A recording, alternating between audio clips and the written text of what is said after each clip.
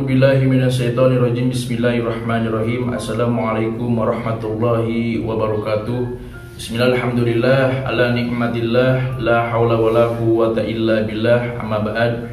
Sedulurku dimanapun kalian berada, semoga kalian semuanya sehat selalu, sehat pikirannya, sehat hatinya, dan selalu memiliki niat-niat yang baik untuk kedepannya. Berkah alhamdulillah sedulurku semuanya, semoga sedulur semuanya diberikan kesehatan lahir maupun batin, dimudahkan dalam segala urusan, dan dikabul segala hajat baiknya. Amin ya rabbal alamin. Salawat serta salam semoga tetap tercurah limpah kepada junjungan alam habibana wa nabiyana Muhammad sallallahu alaihi wasallam, dan semoga kita semuanya diberikan syafaatnya. Amin ya rabbal alamin. Sedulurku semuanya, di kesempatan kali ini saya akan membahas cara singkat namun insya Allah dimengerti. Dalam bidang spiritual, tanda-tanda orang yang memiliki kemampuan spiritual. Dalam arti secara umum, spiritual itu jalan menuju ketenangan batin.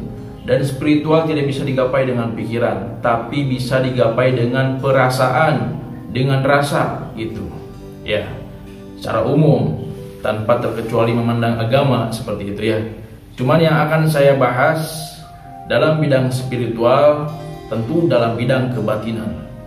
Tanda-tanda orang yang memiliki kemampuan dalam bidang kebatinan atau dalam bidang spiritual ya.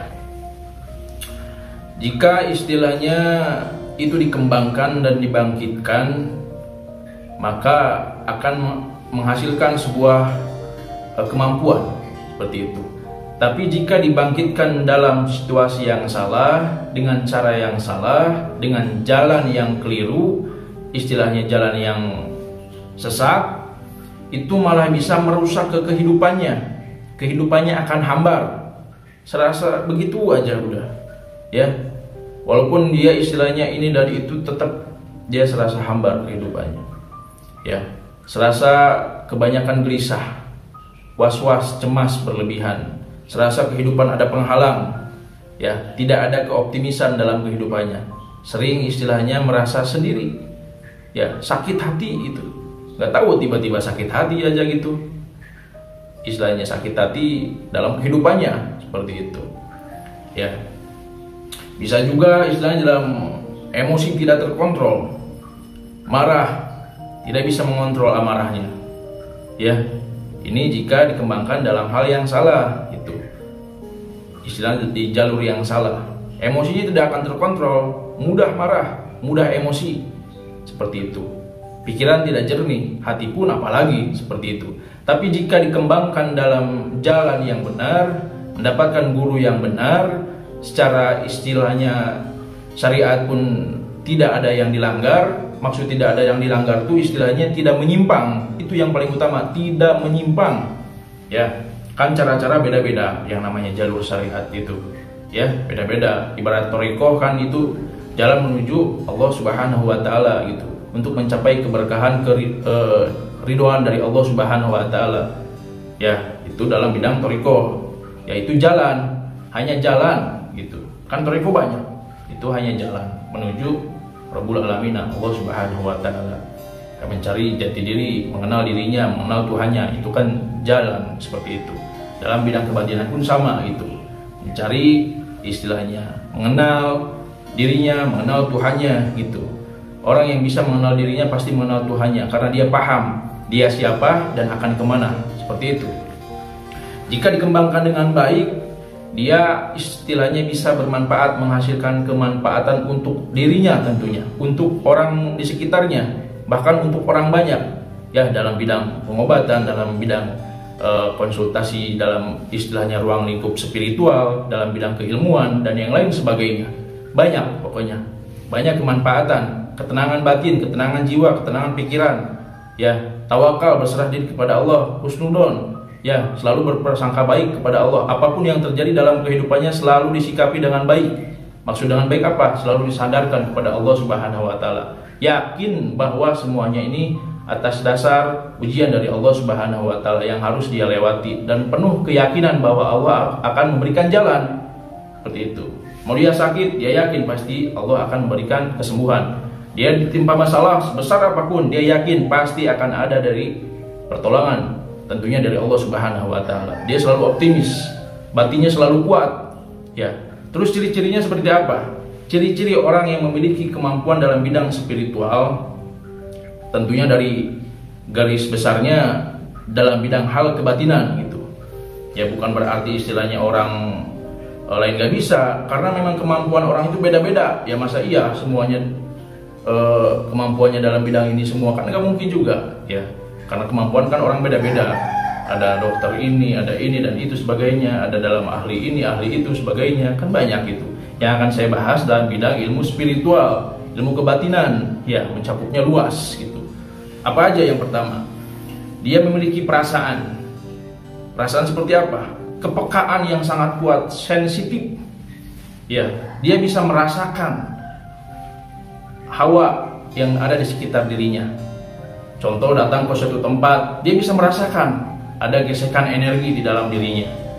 Ya, tiba-tiba istilahnya tempat ini, istilahnya hawanya beda, dia bisa merasakan.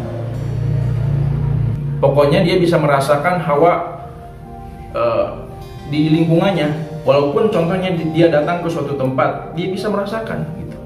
Dan dia bisa merasakan orang yang ada di sekitarnya. Kepekaannya kuat. Kepekaannya sangat kuat. Ya, walaupun baru kenal dengan orang itu, dia bisa merasakannya. Walaupun orang itu niat jahat, tapi dia selalu menyikapinya dengan baik. Walaupun dia dimanfaatkan ataupun ditipu sekalipun, tapi dia selalu menyikapinya dengan baik. Nggak tahu, memang seperti itu.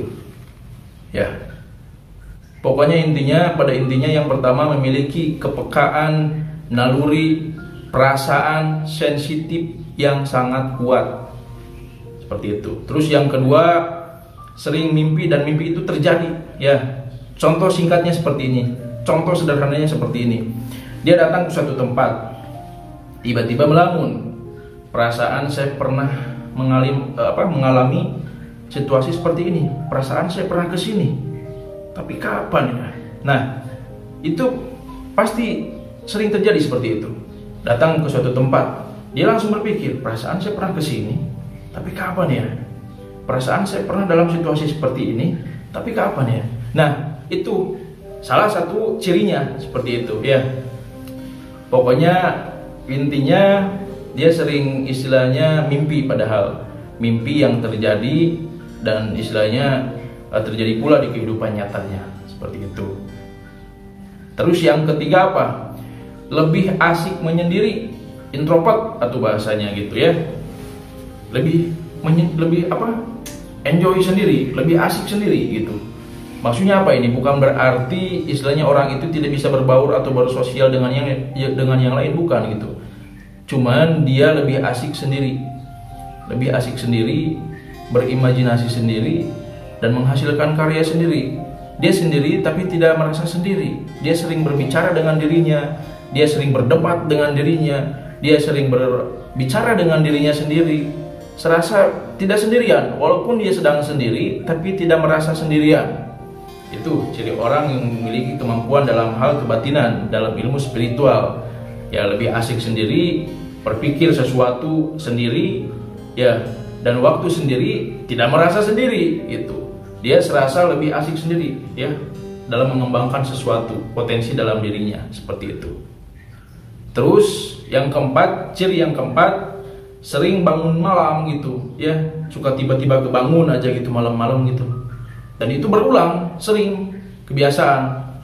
Nah, sebetulnya itu anugerah dari Allah Subhanahu wa taala untuk kita istilahnya mendekatkan diri kepada Allah Subhanahu wa taala, melatih batin kita, ya, ruh kita. Ya, istilahnya dalam sesuatu kejadian seperti ini jarang orang yang memilikinya. Adakala istilahnya sering melakukan bangun malam walaupun diniatkan benar-benar, cuman istilahnya ada sebagian orang yang sering bangun walaupun tidak diniatkan gitu. Sering bangun, tengah malam tiba-tiba bangun, dan itu berulang seperti itu. Padahal itu anugerah dari Allah Subhanahu wa taala untuk kita, ya. Saran saya mending istilahnya kalau bangun jam segitu mandi gitu. Yang sering saya katakan, sholat, nah, mendekatkan diri, melatih batin kita, ya. Pokoknya istilahnya dalam zikir yang kita lantunkan, yang sering kita dawamkan, itu akan menghasilkan sesuatu keberkahan dalam kehidupan kita, membuka tabir kehidupan. Ya, nur akan keluar, cahaya sirullah, petunjuk dari Allah akan keluar, rahasia batin akan dibuka dengan sendirinya, seperti itu. Tapi ingat yang saya bahas di awal, harus hati-hati, jangan sampai salah jalan, seperti itu ya. Terus yang kelima, sering mimpi berulang. Mau itu mimpi buruk, mau itu mimpi indah. Suka gini istilahnya tanpa disadari, tanpa diinginkan, tanpa dipikirkan sebelum tidurnya, dia sering memimpikan hal serupa gitu. Nah, itu harus dikonsultasikan mimpi itu harus digali lagi. Itu ada isyarat untuk dirinya, untuk hidupnya, ya. Karena intinya isyarat itu istilahnya bisa diartikan petunjuk juga untuk kehidupan kita. Suatu mimpi yang berulang itu bisa menjadi petunjuk yang harus kita gali, karena dalam suatu kejadian, mau itu kejadian secara nyata ataupun dalam mimpi, itu bisa jadi sesuatu petunjuk, ya, karena di dalam itu semua ada hikmah yang perlu kita gali tentunya. Dan istilahnya orang yang memiliki potensi untuk mengembangkan dalam dunia spiritual, dalam dunia kebatinan, dia itu beda dari orang lain, ya, dia memiliki perbedaan dari orang lain, ya, pokoknya dia selalu beda dari orang lain, tidak akan bisa disamakan, ya. Jiwanya jiwa pemimpin semua, ya, jiwanya karakternya karakter yang bisa masuk kemana saja, dan dia walaupun tidak nyaman di situasi yang dia tidak inginkan, dia selalu bergejolak dalam hatinya dan memahami situasi yang terjadi, seperti itu. Ya, pada intinya saya hanya mau memberi saran kepada sedulur semua yang memiliki kemampuan spiritual dalam dunia kebatinan, ataupun memang ada sesuatu yang berbeda dalam dirinya yang memang harus dikembangkan gitu. Tapi dengan syarat, dengan catatan harus menggunakan jalan yang baik, ya, jangan sampai istilahnya merusak kehidupan kita, ya.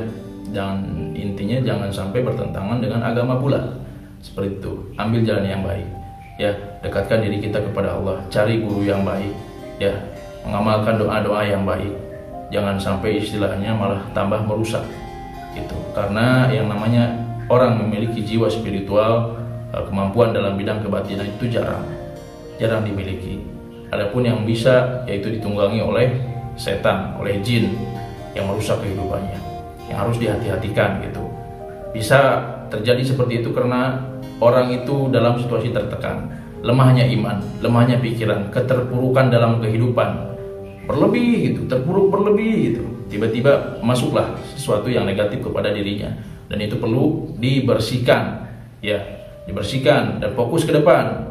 Ya, kalau saya sih menekankan ke sedulur-sedulur semua yang sudah biarlah berlalu, fokus ke depan, meniti kehidupan, membuka tabir kehidupan supaya lebih berkah, lebih baik dan lebih hati-hati. Ya, perbaiki niat, semua landaskan karena Allah Ta'ala. Perbaiki amaliyah kehidupan keseharian kita, ya, perbaiki sedikit-sedikit. Jangan merasa baik, ya, tapi perbaiki. Jangan merasa baik, tapi perbaiki, terus perbaiki.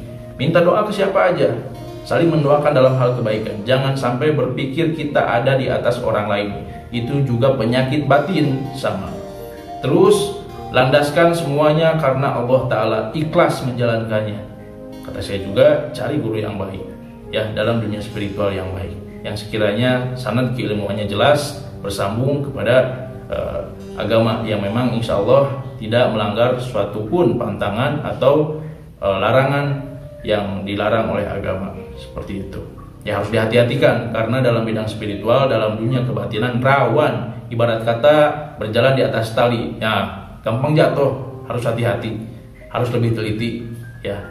Karena kenapa? Orang dalam bidang spiritual resepnya menyendiri, yaitu tadi sering bertafakur, memikirkan dirinya, ya, memikirkan keanehan yang ada dalam dirinya yang tidak bisa disamakan dengan orang lain dan tidak bisa disinkronkan, tidak ada frekuensi dengan orang lain. Ngobrol ke orang lain yang memang sukanya di tempat yang ramai, dia akan tidak nyaman gitu, tidak ada rasa nyaman. Kalau di tempat ramai gitu, dia tidak akan nyaman.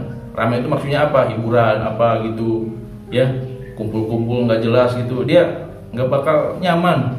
Dia senangnya sendiri seperti itu, ya. Dan kepekaan dalam dirinya, dalam batinnya kuat, pemikirannya tajam, sikapnya beda dari orang lain, ya. Pokoknya dipelajari lagi dari awal pembahasan yang tadi sampai sekarang, sampai akhir, disimak secara baik. Walaupun saya menyampaikannya dengan seadanya, sederhana, namun singkat tapi padat, insya Allah jelas. Yang penting dipahami, ditafakuri, ditelaah lagi, dan insya Allah ada kebaikan di situ. Dan setiap kehilapan penyampaian itu semuanya datangnya dari saya pribadi, dan setiap kebaikan tentunya datangnya dari Allah Subhanahu wa Ta'ala. Mungkin hanya itu, ya. Semoga semuanya diberikan kemudahan dalam menjalankan aktivitas kehidupan kita sehari-hari gitu. Dan jangan lupa pula istilahnya untuk mendukung channel ini, silahkan sedulur semuanya untuk mensubscribe channel ini agar sedulur semuanya bisa tahu setiap saya mengupload video, karena juga ada aja gitu yang tidak paham dalam hal seperti ini. Di share juga, dibagikan, siapa tahu bermanfaat gitu videonya. Di komen juga, kasih komentar sekiranya ada mau ngasih tanggapan, mau ngasih saran, silakan, saya terima dengan senang hati seperti itu, ya. Mungkin hanya itu, akhirul kalam, wabillahi taufiq wal hidayah. Wassalamualaikum warahmatullahi wabarakatuh. Salam seduluran.